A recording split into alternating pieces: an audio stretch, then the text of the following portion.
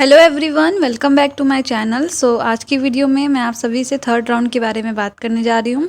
Video बहुत important है उन सभी स्टूडेंट्स के लिए जो भी थर्ड राउंड में पार्टिसिपेट करना चाहते हैं। वीडियो पूरा देखिएगा और इसके बाद भी आपको कोई डाउट रहता है तो आप कमेंट करके मुझसे पूछ सकते हैं। काफ़ी बच्चे कमेंट कर रहे थे कि आपका थर्ड राउंड कब होगा, ओपन राउंड कब होगा। इन सभी के बारे में डिटेल में बात करेंगे। बिना देरी करे लेट्स स्टार्ट दिस वीडियो।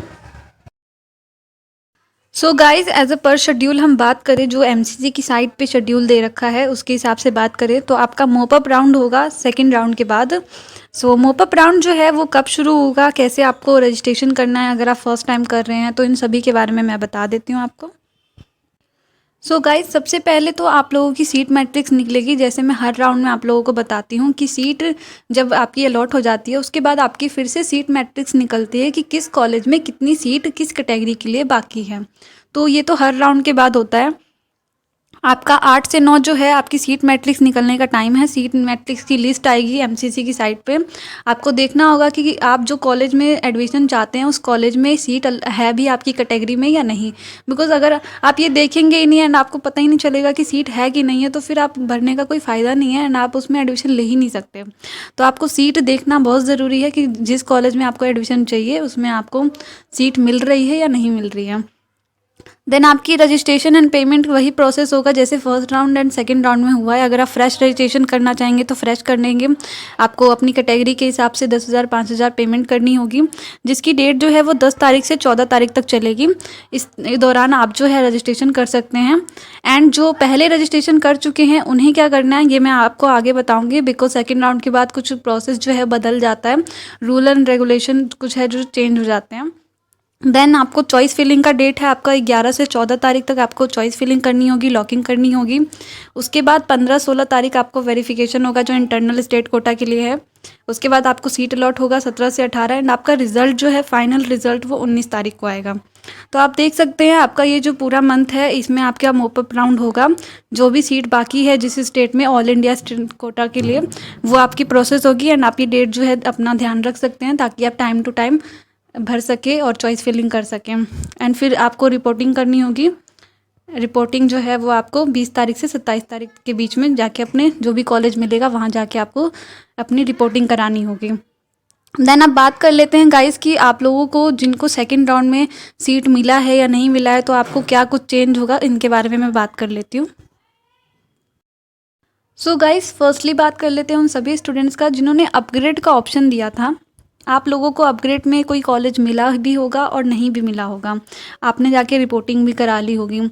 तो आप सभी को ये बात पता होनी चाहिए कि अपग्रेड जिनने भी कराया है या जिनको भी सेकेंड राउंड में सीट मिली है, चाहे वो फ्रेश रजिस्ट्रेशन से मिली हो या अपग्रेड से मिली हो, आप जो है वो सीट छोड़ नहीं सकते हैं। अगर आप वो सीट छोड़ देंगे, अगर आपने वो सीट नहीं ली, देन आपकी जो फ्रेश रजिस्ट्रेशन जो करी थी आपने एंड आपकी जो 10,000 या 5,000 आपकी कैटेगरी के हिसाब से फ़ी लगी थी, ये फ़ी आपको रिटर्न नहीं होगी। तो ये काफ़ी कन्फ्यूज़न रहता है, आप बच्चों को आप क्लियर नहीं कर पाते। तो ये मैं दोबारा आप लोगों को इसलिए बता रही हूँ कि आप क्लियर कर लें। अगर आपने वो सीट छोड़ दी सेकेंड राउंड में तो आपकी जो ये रिफंडेबल फ़ी है ये आपको वापस नहीं मिलेगी। बात कर लेते हैं उन सभी बच्चों की जिन्होंने सेकेंड राउंड में सीट अलॉट करवा ली है, अपना एडमिशन करा लिया है। आप सभी की जो रिफंडेबल फ़ी है वो वापस हो जाएगी। इसके लिए आपको कुछ नहीं करना है, काउंसलिंग के बाद लिस्ट जारी होगी, मैं आपको बता दूंगी टाइम टू टाइम। आपको टेंशन लेने की ज़रूरत नहीं है कि हमें रिफंडेबल फ़ी कब मिलेगी, हमारी काउंसलिंग होगी, हमारा एडमिशन भी हो गया, अब हमें कब मिलेगी। तो गाइस सारी राउंड जब हो जाएंगे, जब ऑल राउंड हो जाएंगे उसके बाद ही आपको मिलेगी। एक ही बार वो लिस्ट जारी होती है, उसमें आपको अपना नाम देखना होगा, आपका नाम है या नहीं है। तो वो प्रोसेस जैसे होगा मैं आप लोगों को बता दूंगी।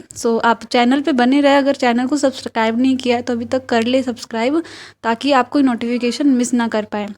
ये रिफंडेबल फ़ी का भी आपको डाउट क्लियर हो जाना चाहिए कि आपको रिफंडेबल फ़ी कब मिलेगी। बात कर लेते हैं उन सभी स्टूडेंट्स का जिन्होंने फर्स्ट राउंड में सीट अपग्रेड का ऑप्शन दिया था एंड देन सेकेंड राउंड में जो सीट मिली है वो भी आप लीव कर रहे हैं, चाहे वो फ्रेश रजिस्ट्रेशन से कर रहे हो या अपग्रेड से। अगर आपने वो सीट लीव कर दी देन वो 10,000 तो आपके चले जाएंगे, पर आप जो है मोपअप राउंड में पार्टिसिपेट कर सकते हैं। गाइस आप लोग फ्रेश रजिस्ट्रेशन करके मोपअप राउंड में पार्टिसिपेट कर सकते हैं। आपको फ्रेश रजिस्ट्रेशन करनी होगी एंड आपको दोबारा से जो पेमेंट है 10,000 या 5,000 वो पेमेंट करनी होगी। इसके बाद आप दोबारा चॉइस फिलिंग कर सकते हैं एंड फ्रेश आप जो है मोपअप राउंड में पार्टिसिपेट कर सकते हैं। ऐसा कोई रूल नहीं है कि आप पार्टिसिपेट ही नहीं कर सकते हैं, बट आपकी जो है वो जो फ़ीस है जो पहले आपने रजिस्ट्रेशन करी थी वो आपको वापस नहीं मिलेगी। आप यहाँ कर सकते हैं, दोबारा कॉलेज अलॉट करने के ऑप्शन को चूज़ कर सकते हैं। सो आई होप आप लोगों का ये सारे डाउट क्लियर हो गए हो। इसके बाद भी आपको कोई डाउट रहता है तो आप कमेंट करके मुझसे पूछ सकते हैं। बाकी मैंने इंस्टा ID भी दे दी है आपको, आप वहाँ भी पूछ सकते हैं अगर आपको कोई सवाल है तो। So thank you so much for watching this video. Stay tuned for more updates. Thank you so much.